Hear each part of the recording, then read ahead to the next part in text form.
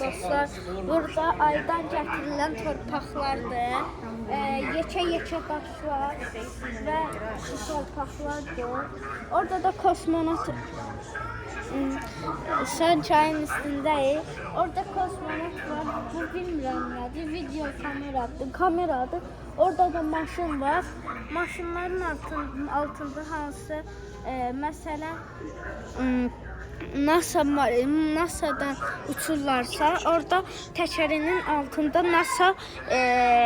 NASA'nın A hərfləri olur. İz buraxırlar yəni. Burada da təqdimdir. Buradan keçməyə qoymurlar. 2 dənə orada kosmonotlar var. Amerika bayrağını sancıblar.